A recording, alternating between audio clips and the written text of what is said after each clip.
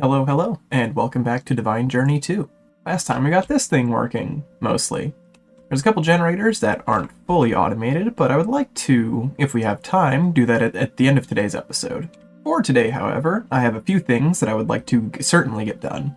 The first of which is Mekanism needs an upgrade really badly. I want to get the green circuits, I want to get the alloys, and I want to get the glass materials of refined obsidian and glowstone ingots done, and done properly this time. After that, I would like to upgrade our Applied Energistics circuits crafting. I would like every single one of them, basically just making the passive stack each, maybe 2 or 3, I'll see how I feel about it. And then finally, if we have time, I would like to get some passive crafting. We should have time for this. Primarily, the fermented spider eyes and the 2 tall flowers are the most important here, as these are required for our potion generator and our pink generator, respectively. If we have a ton of time at the end, I would like to start taking off some of these.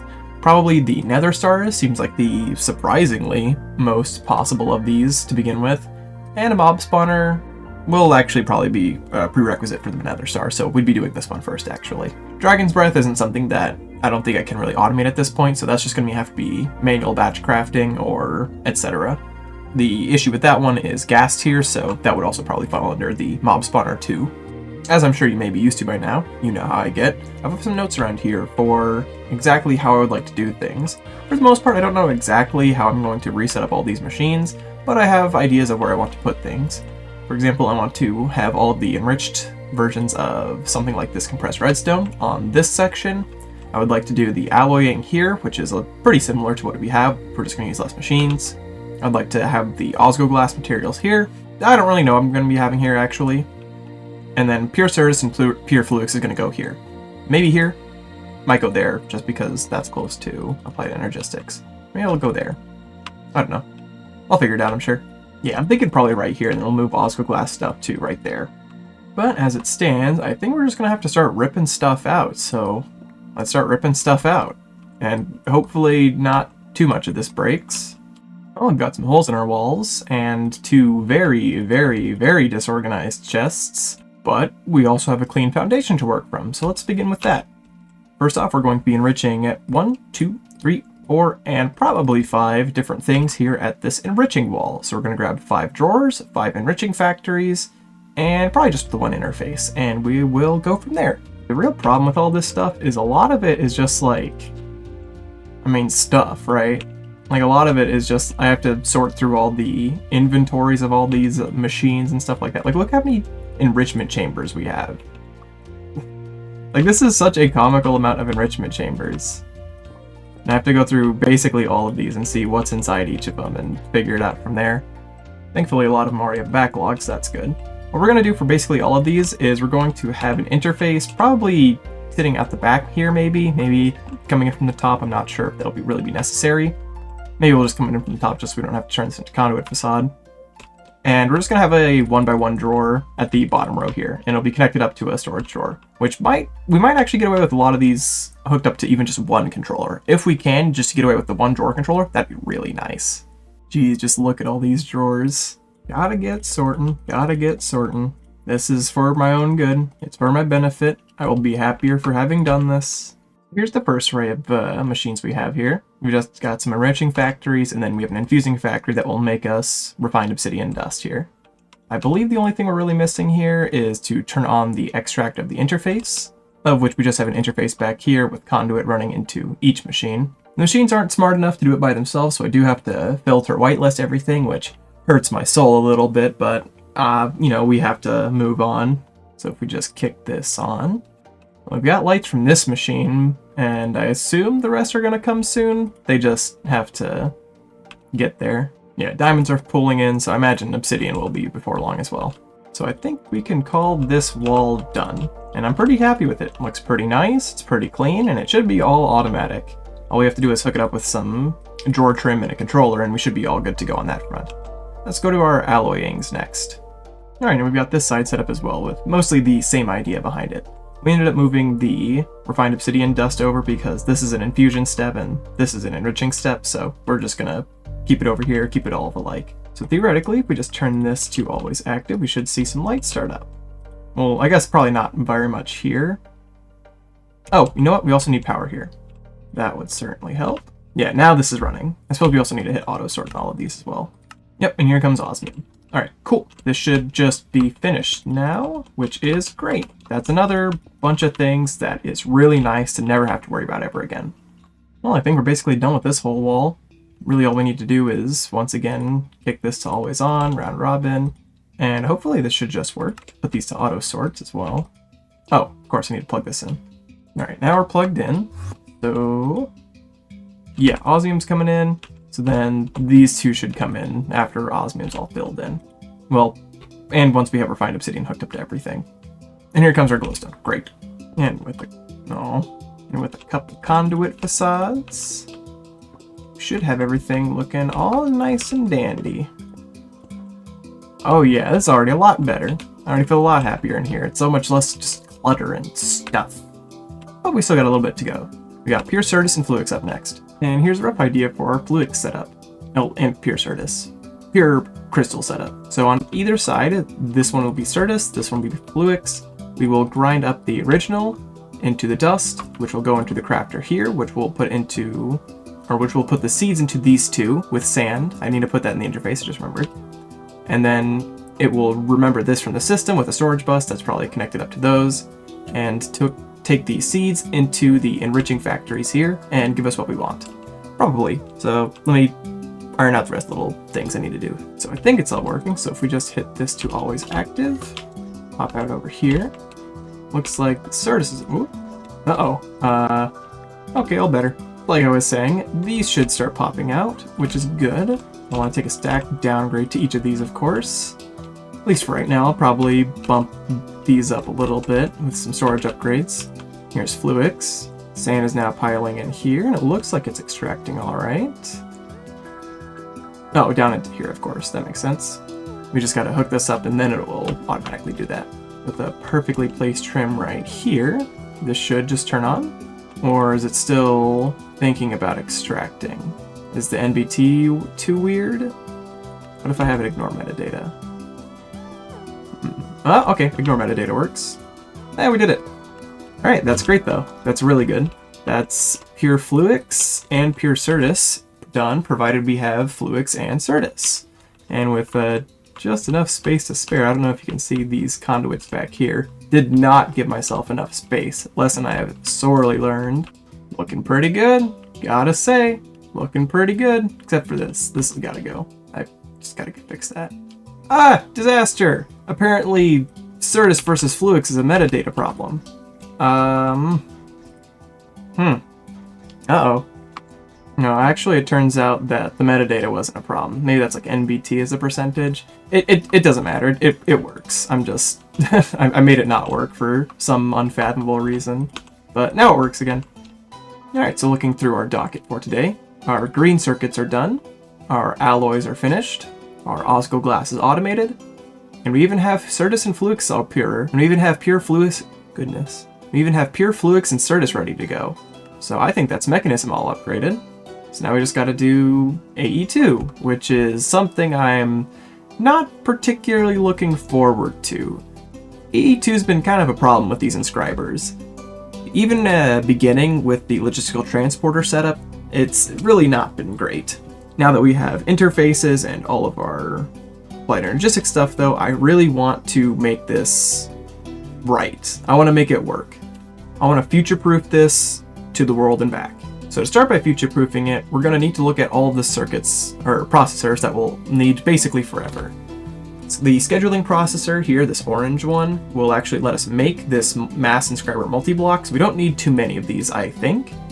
Yeah, we shouldn't need a ton of those, and probably not more than a stack, which is probably really expensive, because I think those things are made of awakened draconium.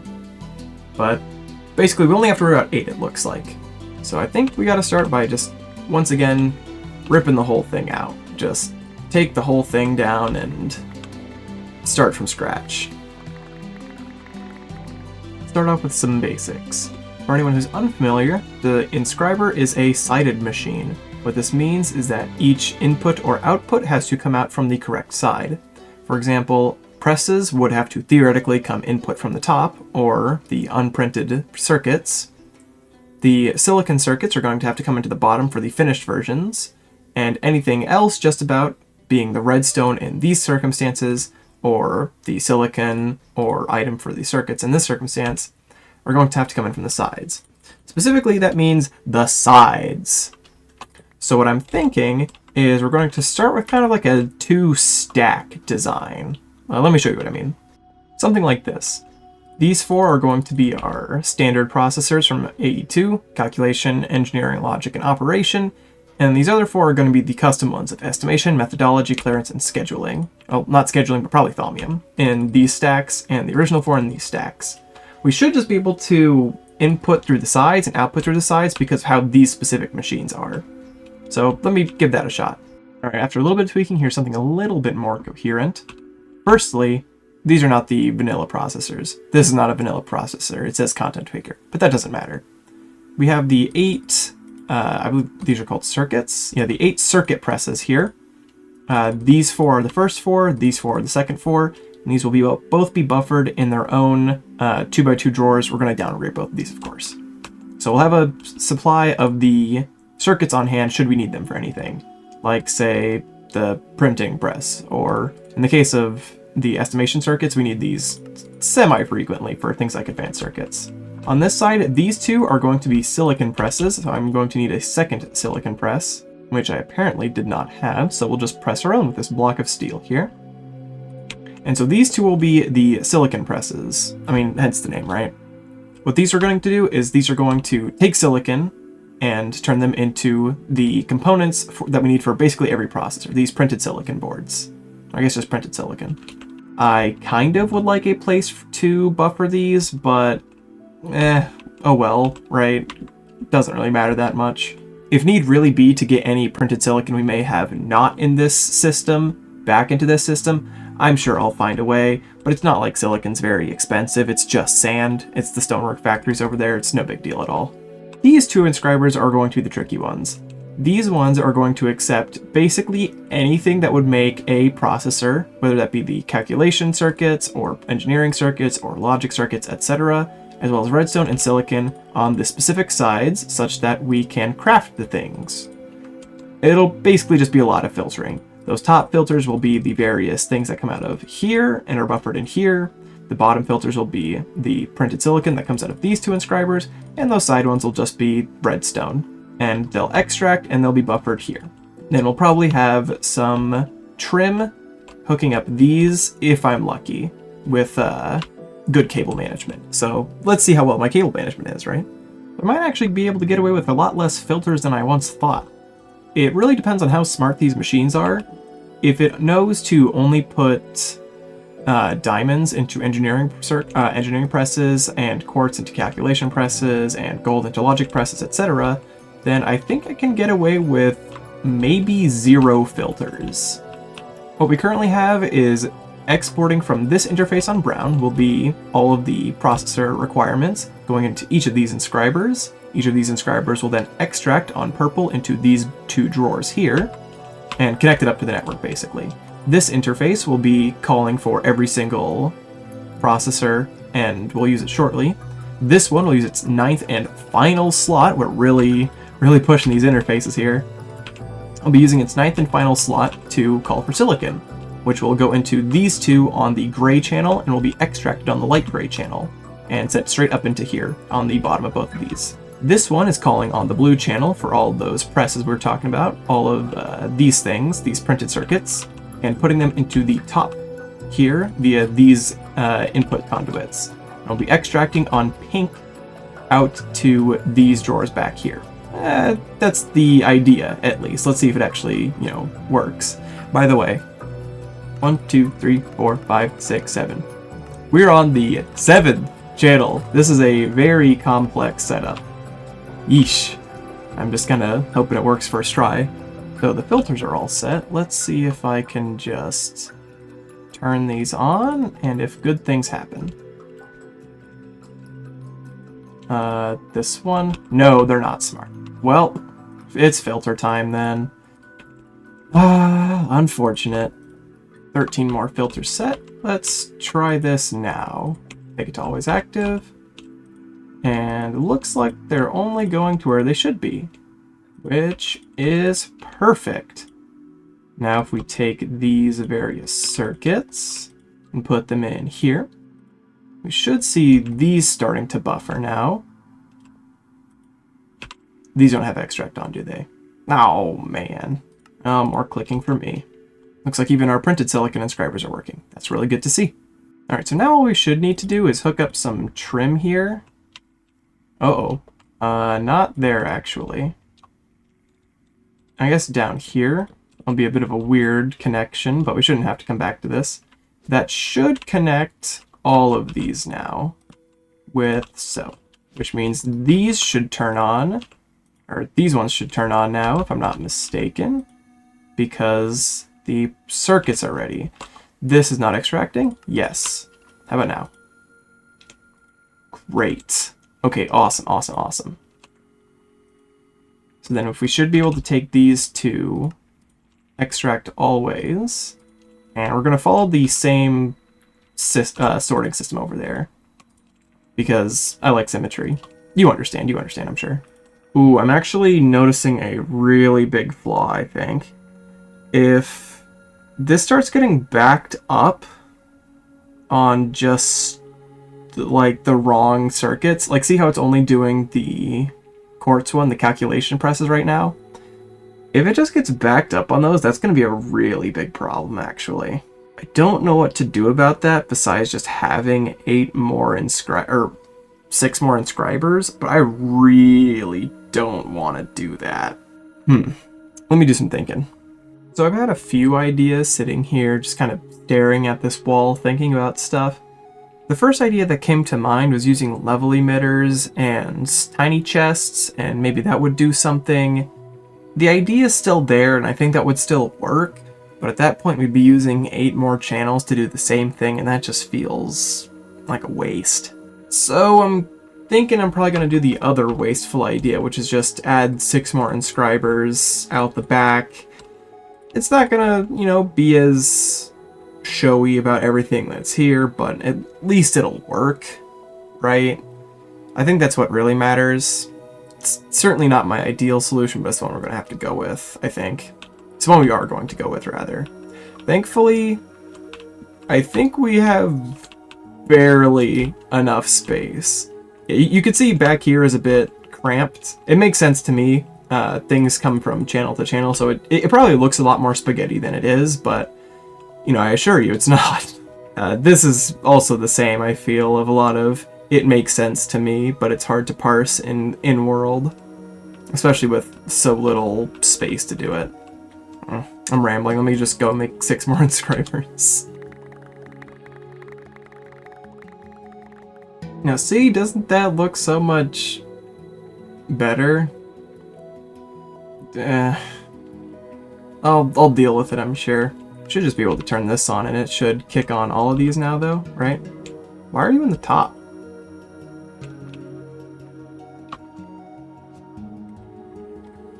Is that a... Is this upside down? Oh, man. Some of these are... I rotated these with the crescent hammer, so I guess some of these are upside down. Or maybe just that one is upside down. I think it's just this one. Okay, there we go. That's better. Now all these are missing is power, which is pretty simple. Just plug that in like that. Okay, now we need to do some drawer settings. So now that these are ready, they can go here. The operation processors are ready, so they can go here. And the methodology processors can go here. I think I might actually want to change that. Like that. Alright, and that's circuits again. Hopefully for the second to last time, besides some probably acceleration cards. I'll go through some conduit facades and we'll take a look through the hull as a grand finale to what we've done here. Well, looking off to our left, our enriching station's doing pretty well. It looks like it's already filled up on everything. Our Osco glass station's doing pretty well, making more refined obsidian looks like. Our alloying station's doing very nicely, everything's all topped off. Our fluic station's been doing very well. I've been using a lot of these, obviously, with all these calculation processors. And our circuit assembly is looking pretty good for the most part. We only get to see most of the inscribers, but we do get to see most of them. And it looks like we're already making a nice backlog on everything, about half a stack. Well, half a stack of everything, and it'll be more before long, I'm sure. Yeah, we just watched the operation go up. So let's take a look at actually, to make sure that it all connects into our system. Certainly does. We did not have 25 of those, or certainly did not have 44 operation processors before, that's for sure. Let's head over to the docket and let's tick those off. We have done basically all of our circuits. Next, I would like to go to passive crafting. So about passive crafting, I've set up a wing over here that should be for most of what we need here. This is the general design I have set up with. Each of these crafters outputs with some conduit out the back into these 2x1 drawers. These are just tier 1 crafters, excuse me, so they only have 2 recipe slots, hence the 2x1 drawers. If you'll pardon the clicking, that's the 2 tall flower farm we're setting up here. The idea with this is that we have some level emitters here, emitting it to some timers. We might lower these time intervals once they're set properly and aren't annoying me. We have some level emitters here that will stop emitting, or that will emit a redstone signal, which will stop these timers once the supply in the system exceeds 2 stacks.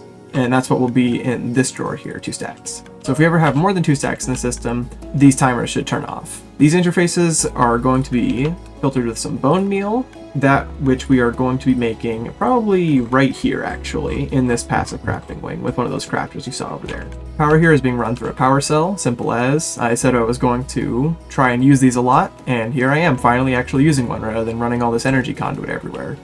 Thinking about maybe using these all the time, or maybe more, but I'm not really certain. It looks like there is a bit of a power cost to transferring it over distances, so I guess I'll think about that. And here we have the Spores Recreator. This one's pretty simple. It's basically just feeding into itself with conduits with the self-feed option enabled. And then we're just going to take some of these out and put it in this drawer right here. And this will be mushrooms. Then we just have to hook this up to the same set of drawers that we have down here. Or probably a different one, but you get the idea. Just another storage bus with a drawer controller. Which it looks like we actually don't have one for this. I wonder why that is.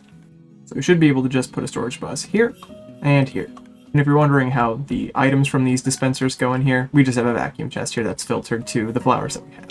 We'll get peonies before long. I think there's a roots transmutation ritual for it. But now if we just take out a bunch of these bones and probably for the last time manually craft a bunch of stacks of bone meal, at least for this purpose, manually craft a bunch of stacks of bone meal, they should start getting pumped into these dispensers, and we should start seeing some, yeah, just like that.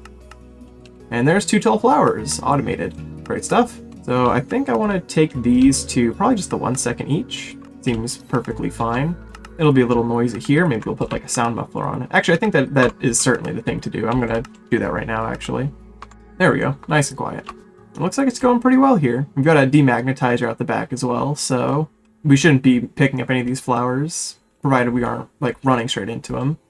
I think it should be fine for the rose bushes as well, but we'll see, I suppose, once we actually get to that, right? What are we passive crafting first? I think certainly the first one to do is going to be the fermented spider eye. We have basically all of these on passive now, so we should just be able to make the darn thing in this here crafter. So the setup we have here is we just open up the crafter and do the standard setup here. Apply the recipe. We have this on to activate first, so we can remember all this, because we always want to keep these items remembered. And then we're going to grab some 6 for some like blacklist filters, actually. Just like this. So what this should do is, with having all of these sticks here, it basically makes it so the system cannot take in anything else besides 1 stack of each of these. And then we turn it on. We remember that it has fermented spider eyes, and now this can make us fermented spider eyes. To get into the drawers, however, we have some pretty, what I think looks very clean conduiting back here. Each of these is separated by row, and the only connecting quote-unquote thing is energy conduits, which don't connect these items together. Basically, just from, they extract on brown channel from each interface up this line that they correspond with, and the crafters extract on blue and input into each of these drawers on blue. So if we take this to extract, and we were to take one of our fermented spider eyes, set it there, and we then request some spider eyes, sugar, and brown mushrooms, we should be crafting, right? Where's my brown mushrooms? I thought I had brown mushrooms. Ah, I see the issue. It's going into the wrong crafter. I guess I gotta set blacklists first then. Alright, crisis averted. Now if we turn this on, we should start making some fermented spider eyes. Well, after those brown mushrooms fill up. Now we're making fermented spider eyes. Alright, great. Oh, I forgot to put a downgrade on that. Uh-oh. Alright, crisis averted, crisis averted. Just barely. So now I think the only thing, well, with the fermented spider eyes out of the way, I think the only thing that we don't produce for the rainbow generator now are nether stars and dragon's breath.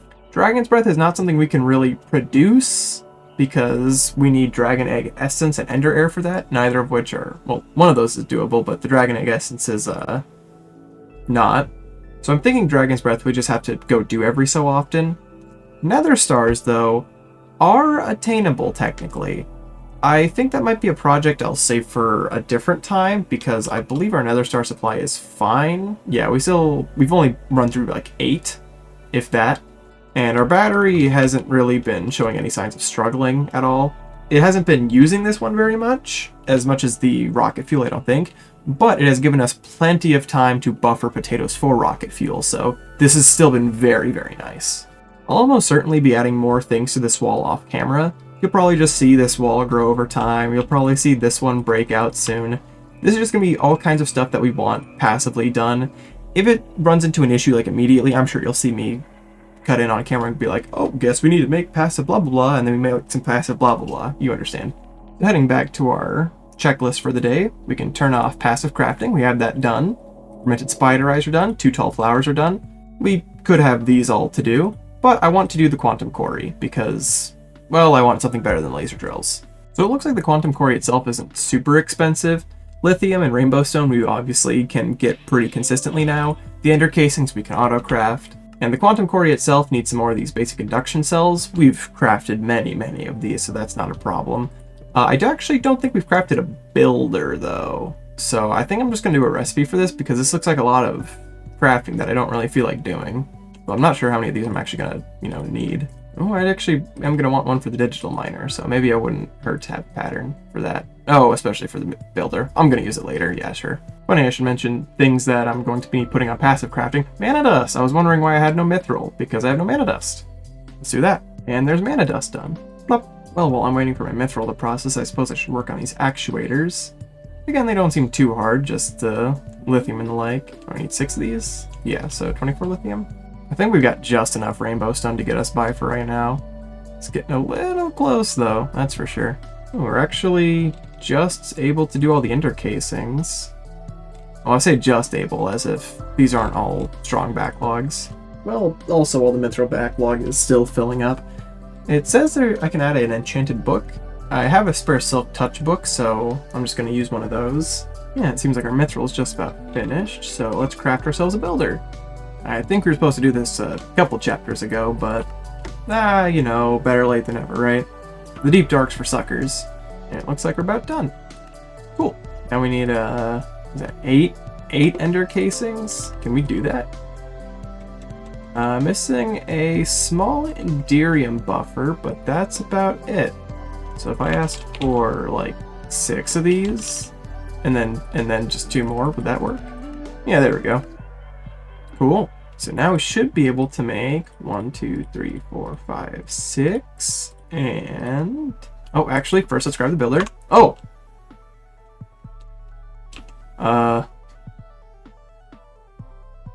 Whoops.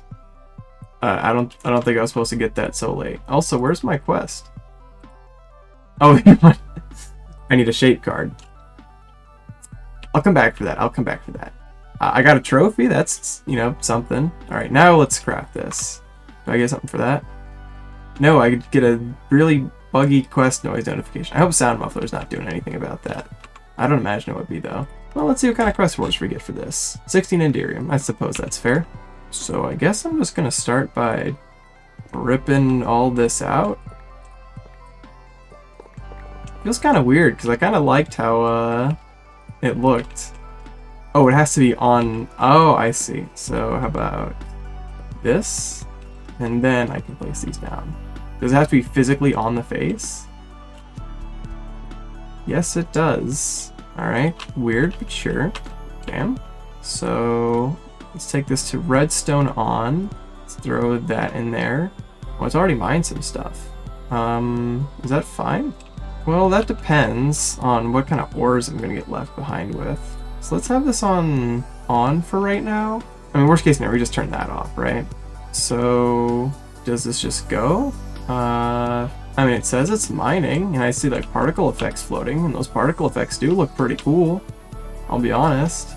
Oh, maybe it's full? Maybe all the blocks are like stuck in it or something still? I don't know where I extract from this, maybe at the top? Items are output to any inventory touching a face of the multi-block. Got it. Alright. Let me grab another storage crate or something. So I guess for now we'll just set this here and see if... Oh, man. Well, a couple things I'm noticing. Definitely want to skip things like birch leaves and granite and, you know, just normal stone. Clay? Wish I knew about that before I made clay production. Maybe I'll just have a secondary buffer for it somewhere. I'm not certain. I'm really hoping I don't have to just, like, filter all of these, because that would be kind of lame. Does it mine top down every time?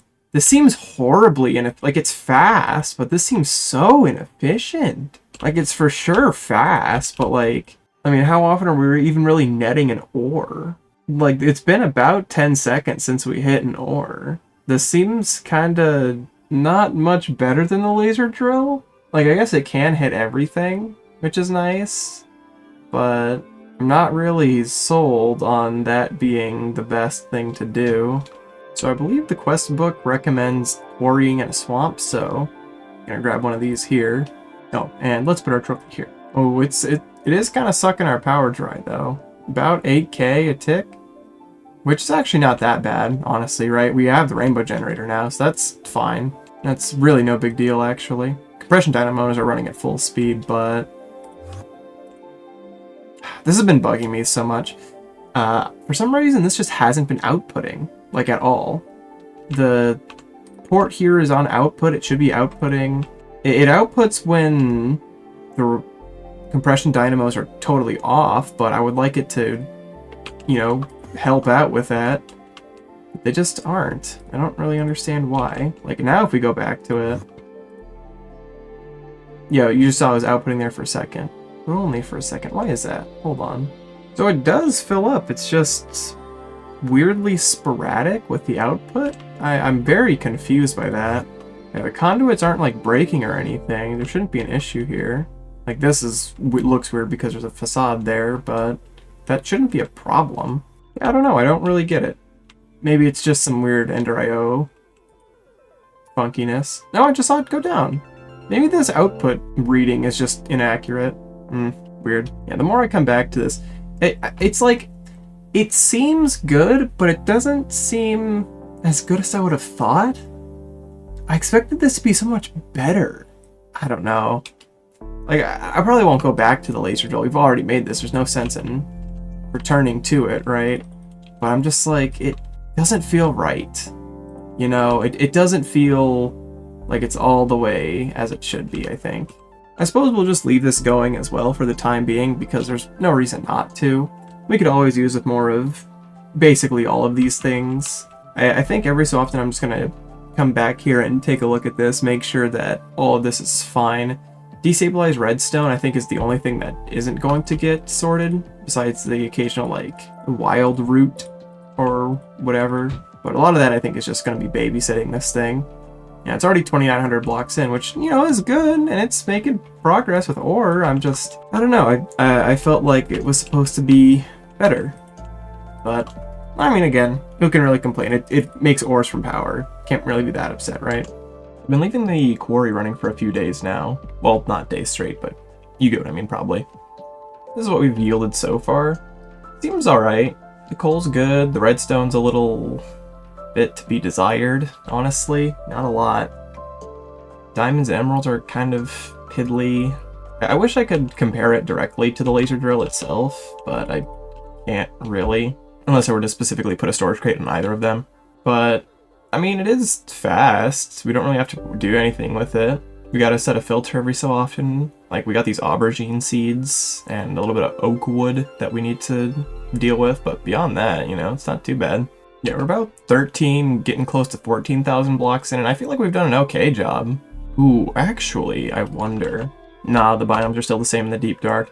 I would have been really happy if this was like a deep dark biome, and we could have drilled here, or a hypothetical deep dark instead.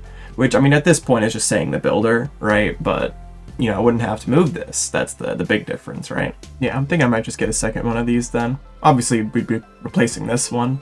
Maybe 2 of these would be good. Maybe a third if the power supply is able to handle it. Probably once we'd get nether stars and all that automated. And as a final bookend for today, I did a little bit of building out here. Made a little pathway, got a nice bench. You can sit on it even. I got a silverwood tree just because I think it looks cool. I honestly might replace this. It feels a little out of place in the autumn woods part, but I don't know. Got a little bit of a lantern hanging up over here. This path goes through the mountain, and it'll probably meet up with a path, or that path down there once we start doing magic up here. And here's what it looks like at night. I think the lighting really helps here. Oh, there's a lantern there, by the way. I think the lighting's really nice here. It's very ambient. I probably want to put like an extra light maybe somewhere around here maybe, and obviously cover that up. But I'm actually really, I really like walking around this part. It's really, really nice. I love this outside area here. I really can't wait to like start magic so I can really like make this something special, you know? I'm really excited for that. But that'll wait until next time, because I feel like we've done pretty good today. We finished our entire docket back there, actually. We got our Mekanism upgraded, we got AE2's processors upgraded, and we even got the starts of passive crafting, which is really good. I hate having to craft things on demand all the time, and I hate having to click buttons, so, you know, less buttons to click, right? Anyway, I'm thinking next time maybe we'll do that mob spawner, maybe we'll just skip it and come back to it later. I'm not super certain. We might really just start magic next time. More accurately, we'd probably be going to Eden first, I believe, if I'm not mistaken. I think Eden's up first. Or Abyssal Craft? I think it's Eden or Abyssal Craft, and I'd probably go Eden first because Eden seems fun. I want to get out, I want to do some dungeoning, you know? But that's it for today. Hope you enjoyed. Leave a like if you liked it, subscribe if you know, the same thing I said last time. Bye-bye.